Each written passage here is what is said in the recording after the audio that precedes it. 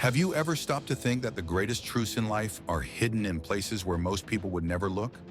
Well, while many focus only on what's right in front of their eyes, there are powerful secrets between the lines of the spiritual world, and that is precisely what we're about to discuss. Here's a counterintuitive truth. What you consider just old stories, full of symbolism and catastrophic predictions, may be the key to understanding what's happening today, at this very moment. Yes, I'm talking about something that goes beyond the physical, beyond what you see on the news. The apocalypse isn't just about the future, it's about the now, and you're about to discover how. Most people fear the unknown, or worse, they ignore it. But what if I told you that within these terrifying pages of the apocalypse are the answers to the crises and challenges we're facing? Imagine understanding why there's so much pain in the world, and more importantly, how to protect yourself from all of it. You are about to discover that, as dark as the times may seem, there is a way out. Stay with me and I'll show you. In the context of the scriptures, few chapters have as deep and terrifying an impact as Revelation chapter 9. It's as if this text is a key to unlocking the mysteries of the end times, a true invitation to look beyond what we see every day. Imagine a book that, when read, makes you feel the weight of the responsibility of knowing what's to come. The prophetic importance of this chapter goes beyond the simple description of apocalyptic events. It offers a detailed view of God's plan for judgment and the redemption of humanity. This chapter, written by the Apostle John, leads us to reflect on the power of faith and prophecy. When he wrote about his visions, the world was still under the control of the Roman Empire, a time of persecution for Christians. These words were a comfort, but also a warning to all those who chose to follow Christ instead of bowing to the emperors.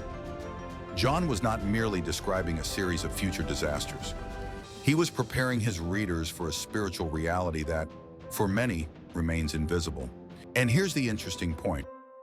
Many of the symbols used in Revelation, especially in chapter 9, may seem distant, but they actually touch people's lives directly. Think about how, throughout history, events like pandemics, wars, and natural catastrophes have often been seen as signs. The prophetic importance of these texts, therefore, reminds us that everything has a greater purpose, even if we don't clearly see it at the moment. But don't think this is all. What comes next only makes this journey more interesting. The trumpets of Revelation are much more than simple instruments of sound.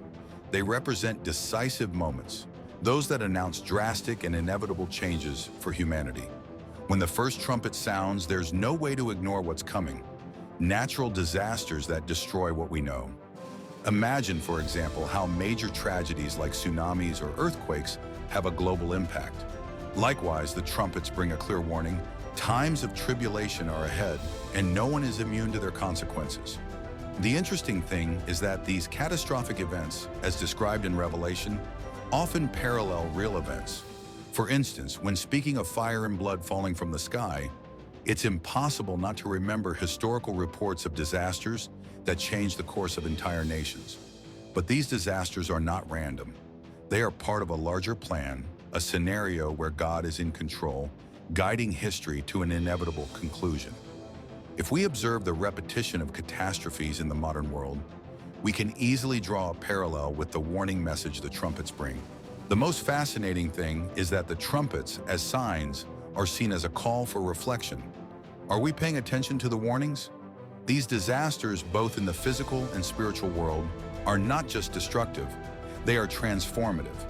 Just as the earth renews itself after a storm, these events have the potential to change the course of humanity. And this is where we begin to see something even darker approaching. When John describes the vision of the locusts emerging from the abyss, he is not talking about common insects. These locusts are a representation of something far more terrifying, demonic forces released to torment humanity. Imagine the scene, a dark cloud of infernal creatures invading the world, bringing pain and suffering, but without the mercy of death. These demons, described as locusts, have the power to wound but not kill, prolonging the torment of those who do not bear God's seal on their foreheads. These locusts are a powerful metaphor for the chaos and spiritual disorder that can take over human life. Think about the moments when fear and despair seem to dominate. as if something invisible is draining people's strength. Just like the demonic locusts of Revelation, these feelings often don't kill us, but they paralyze us, making us wish for an end that never comes. This image is a reminder of how evil can consume us in subtle and relentless ways when we are not protected by faith. What truly frightens in this scenario is the idea that these forces are out of control, but at the same time, under God's permission. It's an intriguing duality. Evil doesn't operate freely. It has limits set by a greater purpose. That purpose, however, only reveals itself over time. And in the meantime, humanity continues to suffer, waiting for the next sign, the next disaster. And this next step comes with something even more impressive: the celestial army. As the apocalypse progresses, we are presented with a scenario of celestial war. 4 angels, who until then had been bound at the Euphrates River, are released to lead an army of unimaginable proportions. These angels have a clear mission: to cause mass destruction, something that will directly affect a third of humanity. Now imagine the impact of this vision on the mind of those who read it. It's a true call to realize that the spiritual conflict around us is far greater than we can see. The description of this army of 200 million soldiers cannot be seen as something literal, but rather as an overwhelming force, a symbol of power beyond human comprehension. Throughout history, we have seen colossal armies in action, but nothing compares to what John describes here. These soldiers are more than mere warriors. They are entities tied to divine judgment, ready to execute God's justice. What is fascinating is that, even in the face of such a destructive force, many continue to resist the call to repentance. This human resistance is one of the most intriguing points of the entire narrative. Even when confronted with angels of destruction and a celestial army, many choose to ignore the warning and go on with their lives as if nothing were happening. This stubbornness in not changing, in not recognizing the signs, reflects a behavior we still see today. And how will all this culminate? The next topic promises to bring answers about judgment and repentance, and the consequences for those who decide to close their eyes. The judgment described in Revelation 9 is one of the most severe in the Bible, and the numbers used throughout the text are extremely significant. The 7 trumpets, for example, are a clear symbol of divine completeness. The number 7 throughout the Bible has always been associated with perfection and the fulfillment of cycles, and here it is no different. Each trumpet marks a crucial moment of God's judgment, a kind of countdown to the end. Think of how, in life, small signs can alert us that something bigger is coming. Just like the trumpets, they are warnings not to be ignored. Another number that stands out is the 5-month period of torment inflicted by the demonic locusts. This number is not arbitrary. It reflects the natural life cycle of locusts, which makes the metaphor even more potent. These 5 months of suffering are a representation of prolonged pain, with no possibility of relief.